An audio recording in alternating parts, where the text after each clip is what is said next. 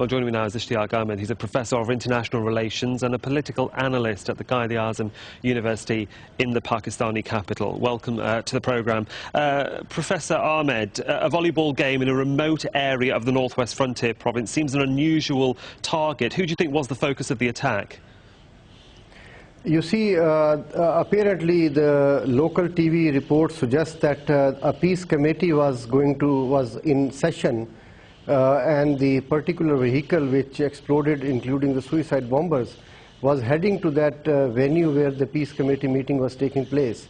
And as you know, that Lucky Marwat is one of the places in the tribal and frontier regions where tribal lashkars were created in order to counter Taliban terrorism in the region. So apparently the terrorists missed the main target, but they struck at the sports venue. And as we know from the past, that even during Taliban regime in Afghanistan, sports was one of the activities that was prohibited. The last time the terrorists struck was in Lahore, when they tried to attack the Sri Lankan cricket team.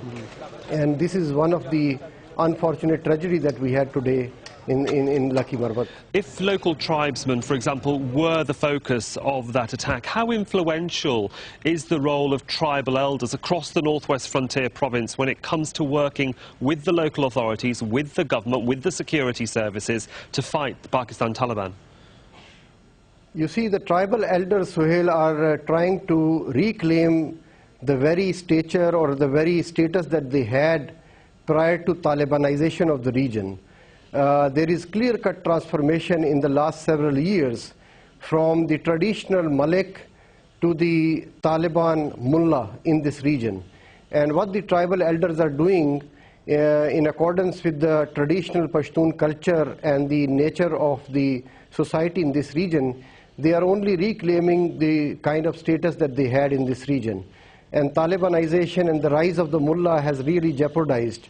So as part of the government policy also, at various places tribal lashkars and peace committees have been created as a counterpoise to Taliban terrorism in the region. And of course we've seen the military and their offensive in South Waziristan this past few months. And in mid-December, Pakistan Taliban's number 2, Wali Rahman, said his followers were going into Afghanistan to counter the influx of US troops that are going to arrive in 2010. The Afghan Taliban said at the time, we don't need their help. What is the working relationship between these two groups? You see, what is happening in the last few months, ever since Pakistani security began a very credible and resolute military campaign in South Waziristan, is that Taliban, whose focus was exclusively on committing terrorism inside Pakistan, are claiming responsibility of attacks in Afghanistan, and also claiming that thousands of their volunteers and warriors have crossed the rural line and are part and parcel of the Taliban-led insurgency against US, NATO and Afghan forces inside Afghanistan.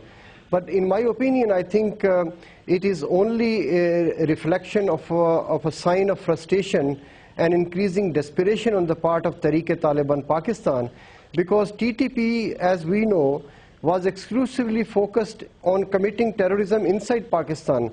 There are other groups like the Haqqani network or the Mullah Nazir group and other couple of factions based primarily in North Waziristan bordering Afghanistan, who were contributing allegedly to the Afghan insurgency against NATO, US and Afghan forces.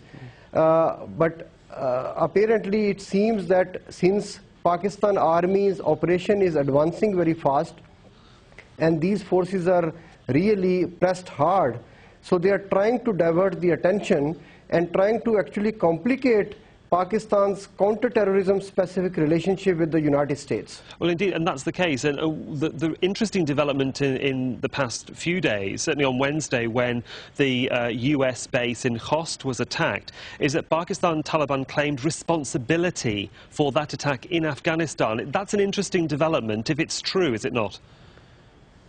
It's, you know, that's only a claim. As I said before, and you said before, that Waliur Rahman, the number 2 in the post after the death of Baitullah Masood, the leadership of TTP, he recently claimed that thousands of warriors have crossed the Durand line and are participating in the jihad against the Americans.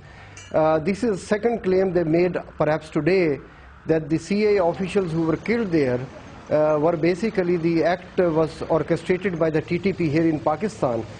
As we know that the only area of friction in ties of Pakistan, which is specific to counterterrorism with the United States, is that Pakistan draws a line between Pakistan Taliban and the Afghan Taliban. Pakistanis traditionally have been allegedly lenient towards Pakistani Taliban, the ones who commit terrorism.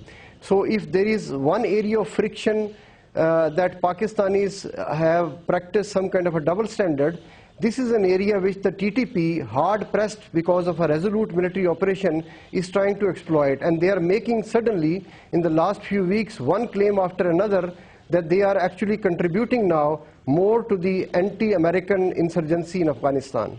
Thanks very much, Professor Ahmad. Of course, nobody's taken responsibility for that attack in Lakim Riawat, but of course we'll follow events there in Pakistan. Thanks for your time.